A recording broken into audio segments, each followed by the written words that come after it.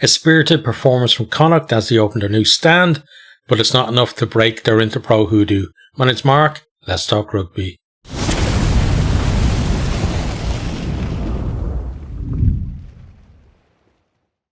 Great to see the Clan stand being opened at the Dexcom. Big occasion there, absolutely packed out house. And it's so good that, that stand massive for Connacht Rugby, I think, and for Galway as well. Like 6,500 capacity, doubles the capacity of the Dexcom. And, I think it's a sign of how well Connacht have been doing over the last few years, just in terms of developing themselves. They've always been the poor man of rugby in Ireland, and it's one of the reasons why I have such sympathy for the likes of the Ospreys, who are apparently the debt warrant has been signed, but nobody's actually told them yet. From the WRU, and because Connacht, go back a few years ago, and Connacht were up on the chopping block in Ireland, and there was serious discussions about going down to 3 provinces, and luckily the IRFU decided against it. And since then, Connacht, it's not been an easy process. They've not been, they have won, one Celtic League since then, but it's not been years of success, pulling in fans from all over the place. It's been a massive community effort. That team are absolutely the heart and soul of the community in Galway. They do so much in the community, and the fans give it back to them as well. And it's brilliant to see, so many fans there tonight. And, that's going to fuel the future of Connacht Rugby. And again, they may not be going for trophies or whatever, but they're still living on as a rugby team, and they will have purple patches where they may be getting to semi-finals and finals in various competitions, and they'll have fallow periods as well. But, at least that's ahead of them for that. And that's why I feel so bad for the fans of Ospreys, because, if we're to believe what's coming out, through back channels from the WRU, is that none of that is in their future. And I could go on and rant about this for another hour, but I want to cover the game, but I'm just so passionate about it. And that's why I love supporting all of the URC teams, because I know that the fans of those teams, they're like me. They enjoy their rugby. They enjoy supporting their team. And I hate the idea of some assholes, looking at spreadsheets or wherever the hell they're doing, taking that away from them and making, for me, what is the wrong decision for a community of brilliant rugby fans. But yeah, on with the game. I'm talking about looking at spreadsheets. I'm doing that now, so hypocrite. But that's where I write my reviews. But Connacht, they win a penalty at the first scrum, and the scrum for Connacht went pretty well tonight as well. They go up the line into the 22, but then the line-out malfunctions, which is strange because Connacht, for a long time have actually had the best line-out for me of the Irish provinces, especially the defensive line-out, but also on attack too. And that was a good position waster for them, I felt. Connacht then playing the man at the next line-out, and Leinster's turn to kick a penalty into the 22. They move in field. Connacht almost hold them up, but they win another penalty. Leinster tap it. Niall Smith goes close before Fintan Gunn snipes over, converted for 7 points to 0. Leinster lead. Jennings then turns the ball over in the Leinster 22. Connacht take it on, and then they force a penalty. They kick to the corner. Keane Prendergast secures the line out, and then they set up the maul. Leinster halt the maul, so they shift it. We then have a TMO check as Dylan Tierney Martin goes over. Grounding is confirmed, converted for 7 points all. Brilliant response from Connacht there. Leinster then looking for a response, but really aggressive defence from Connacht, forcing errors and making life difficult for them. Line speed is brilliant, but also it's not just the line speed, it's the physicality at the contact area as well. And, Leinster trying to play quickly, but Connacht, are on them and making it so hard for them. They've got to be, absolutely accurate in everything, and eventually the mistakes come. We then have a break and play. During this period, 2 Connacht players who went for HIAs earlier come back onto the field, and Leinster lose Jack Boyle, who goes off on a cart. That's a big blow for him and for Ireland in the Six Nations, because you think about, Porter and Paddy McCarthy already out of the Ireland Six Nations squad, and Boyle was considered to be the starting loose head for the Six Nations. So now we got to sweat on, what kind of injury he has. It looks like some kind of leg muscle injury, and, it may not be good news. But for anyone, as always, not just in this game, but across the weekend, any player that got injured, wish them a speedy recovery, because it's a terrible thing in such a short career to be out for any kind of time with injury. Next time we have another scrum penalty, and Connacht back into the 22. They move it inside off a strong maul. Lowe with a tackle off the ball, and Gilbert makes it 10 points to 7. Elo then not driving straight at a scrum. Leinster point to the post. Harry Bourne squares it up at 10 all. Leinster then putting pressure on close to line with penalty advantage. We come back for the penalty, and Leinster go for the post again. 13-10. Connacht on a warning for the number of penalties close to the line, but Leinster, because they've gone for to taking the 3 points, they basically lifted that pressure from them. Then we have Will Connors pinged for rolling into the 9. Penalty to Connacht. They point to the post, and Gilbert makes it 13 points all. Keane Prendergast with a high tackle on Snyman. Leinster go up the line into the 22. Connacht disrupt the maul, and then absolutely thumping tackle from Sean Jansen forces a knock on as Leinster look to move the ball. Halftime score 13 all. And Jansen, I thought, a lot of really good performances on that Connacht team tonight. But Jansen, for me, has been a big standout this season. He, it's not just his ability, defensively, also on, attack as well. He's got that Gavin Coombs type thing of giving the ball a couple of meters out from the line, and more often than not, he's over and he scored for you, and that type of thing, you can't, I feel like you can't train players to be like that, because if you could, like, every big forward would be able to do that from close range. But himself and Coombs just have that knack of getting over where, nobody else can.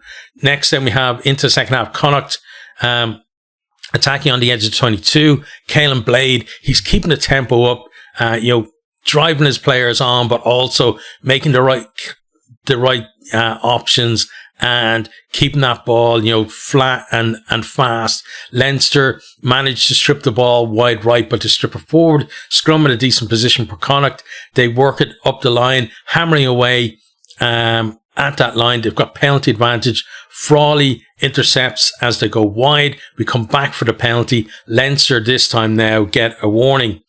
Connacht then tap. Jansen, he goes close before Niall Smith and Snyman hold Paul Boyle up over the line. Good defence there from Leinster, and really good from Smith as well to actually get himself in that position, because it looked for all the world that Boyle was going to score that. Back come Connacht up the left. Jansen just brushes off a couple of tackles. Brilliant from him, and then he gets his hands free through the tackle off to Finn Tracy. He gives it back inside to West to score behind the post. Meanwhile, there's just absolute round the handbags going on in the middle of the field. Snyman and Boyle get a bit of a talking to. Then the conversion for 20 points to 13. Connacht lead. Fintan Gunn snipes through a gap into the 22. He finds Snyman in support. He's brought down about 5 metres out. Connacht get over the ball, win the penalty. Brilliant scramble for them because it looked like Leinster were in for a try. Connacht then off feet and Leinster kick to the corner. They move it inside through the forwards, but Janssen, another big hit, dislodges the ball. Leinster then win a penalty at the resulting scrum, tap it. They go for one of their variations. They got runners coming at all kinds of angles. Tector takes it up. Brilliant carry from him. Recycle, and then Snyman gets over to score. Clever play. Converted for 20 points all.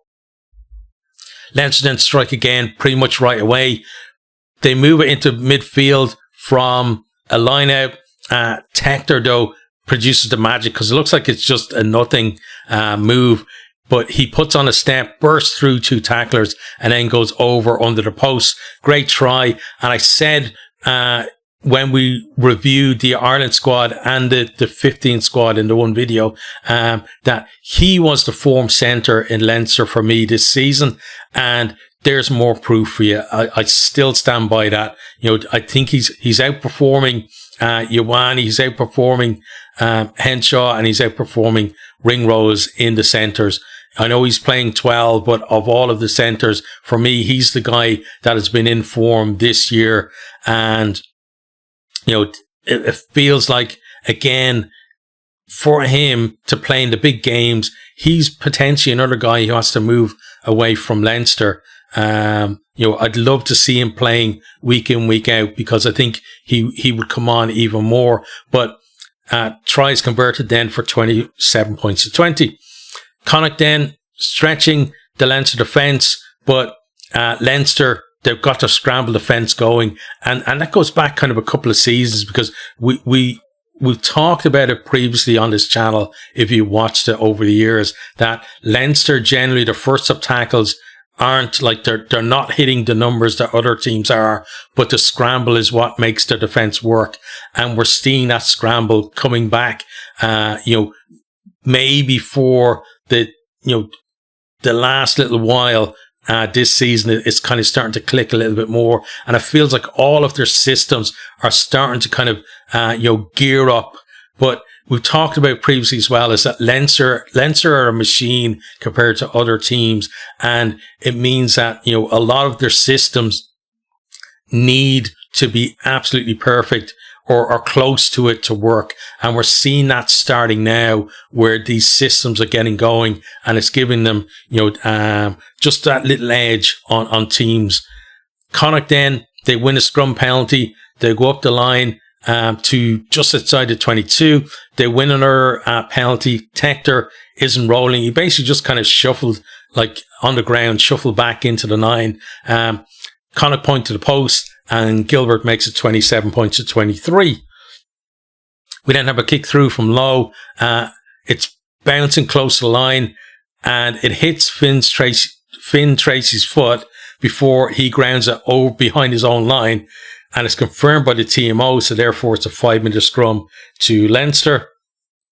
Leinster then, they tap it out wide. They go in field, a few recycles before they then go back wide left. There's kind of a big pump, as if they're going right to the wing, but then Harry Byrne puts Frawley over, and it's against the team that he's joining next year as well. There are rumours that Will Connors, who played in this game, he's off at this stage, but he may actually be joining him there too. I think that would be a brilliant move for both Connacht and Will Connors as well, because he's one of the forgotten men at Leinster at the minute. That's a bonus point try. Byrne converts from out wide, 34 points to 23.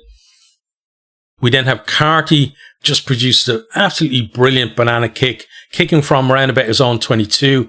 It's almost a 50-22. It, goes out a few meters before that 22-meter line, but he's lifting that pressure. that was on Connacht for a while at least, and get, giving them at least a position, because they're trying to get a losing bonus point or some kind of bonus point out of the game.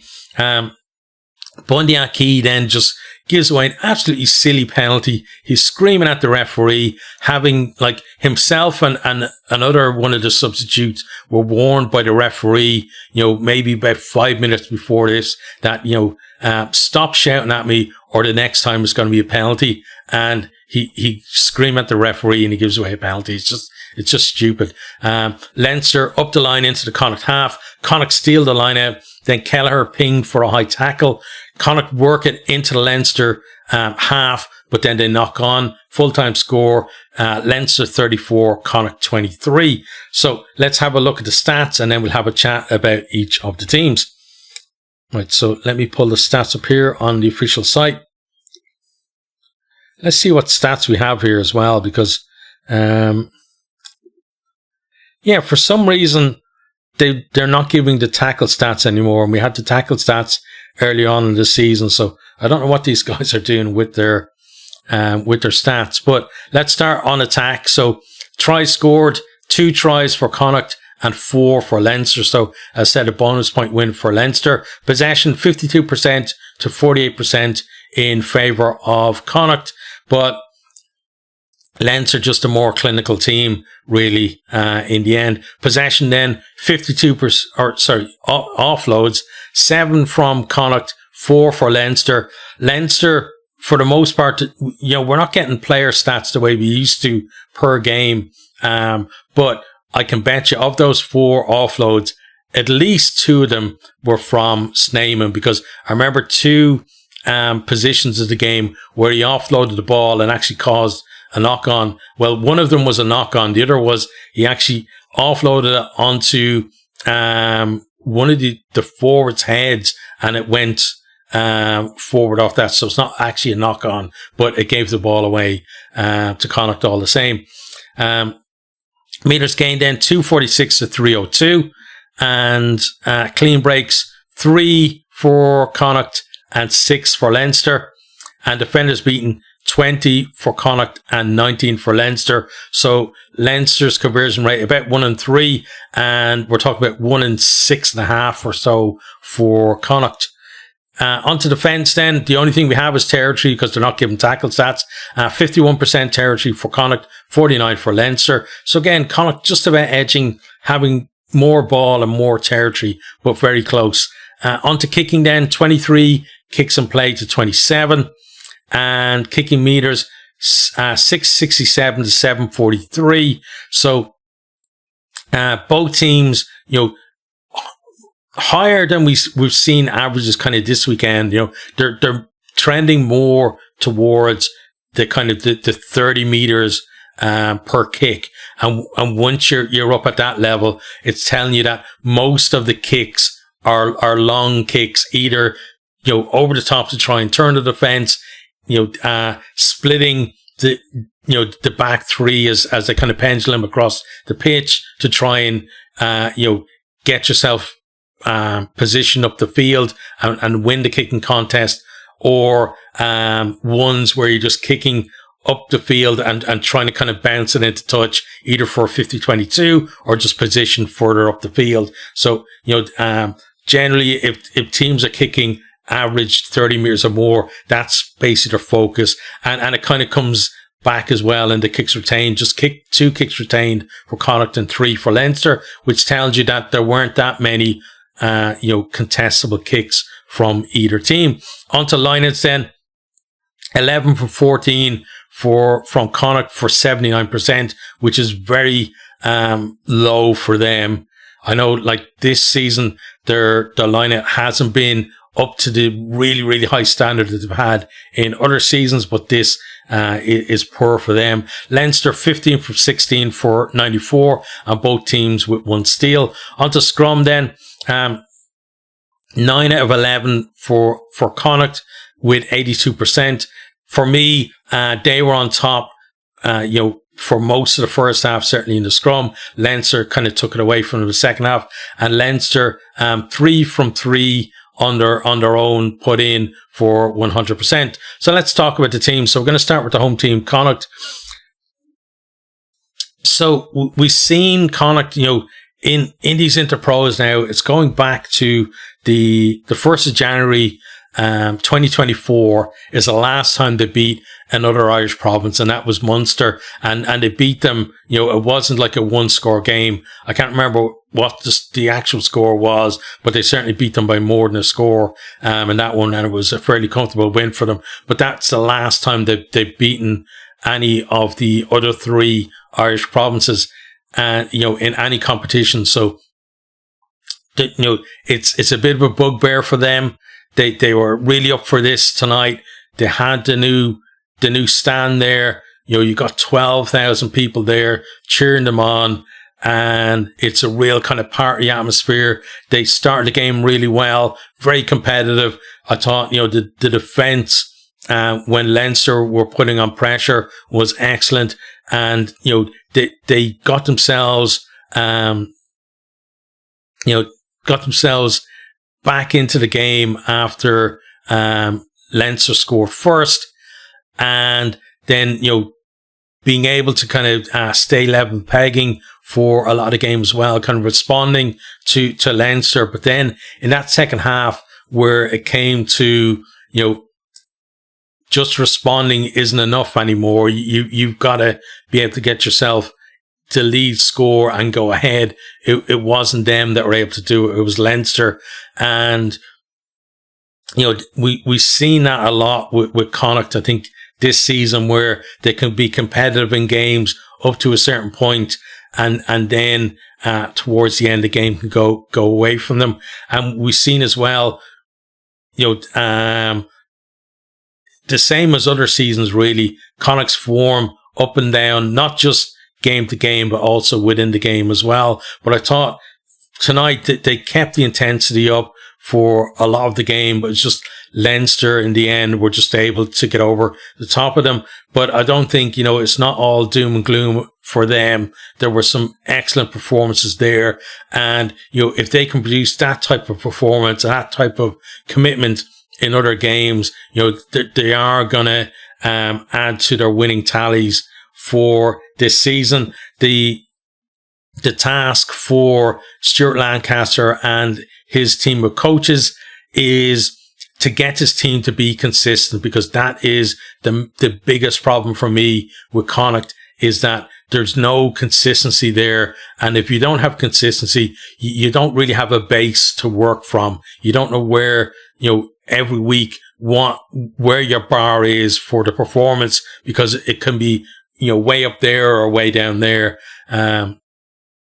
But it looks like, given the players that they're talking about, the ones that are already signed and the ones who are rumored to come in for next season as well, that they're bringing in players to be able to help them with that. And, Stuart Lancaster, he's got a great reputation in Ireland for a reason.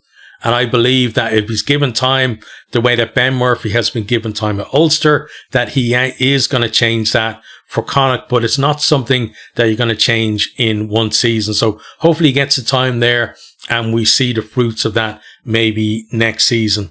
On to Leinster then. So it was another battling win for Leinster. For me, there were a few differences in this game. One was that, again, seeing that scramble defence kind of clicking in a little bit more than we've seen it previously this season was good. We kind of saw against La Rochelle, would I say, would be the other game that we kind of saw that in as well. So it's good that that's coming on board now, and the defence is kind of settling a little bit more and being more of the advantage that it used to be for Leinster. So hopefully they continue to build on that. The next thing is the attack is certainly improving, but for me, where it's improving is it's like first phase, or if you've gone to second phase, where they're getting more penetration, whereas before, we were seeing a lot of stuff where they keep it in the forwards and go over that way. But we still haven't seen the ability to create things, when they're in possession and they're out the field, to go multi-phase and create. There's still that bit is still kind of missing from the jigsaw for me. So still plenty of work for them to do there. But, other positives, the line-out is going better. There's some really good performances here as well. Like, again, I think Harry Byrne, better performance tonight than he had across the European games. So that's certainly positive. And I thought his option selection tonight, was much better as well. There wasn't as much in terms of, the kicking battle for him to deal with. And maybe that was part of, why, maybe his performance looked a little bit better, just in terms of, and I'm talking about not kicking from the tee, but it's because he's been good at that. It's more kicking in open play, for him that, I thought Leinster certainly got the better of that tonight. So another positive there. And then just the mix in the forwards seemed to be a bit better tonight. That, you kind of had that mix of your Champions League players and some, what I call the URC players in there, and they gelled really well tonight. So that's good to see and a positive for them. It's a win. It's a bonus point win. And there's still, though, more to come from this team through the rest of the season.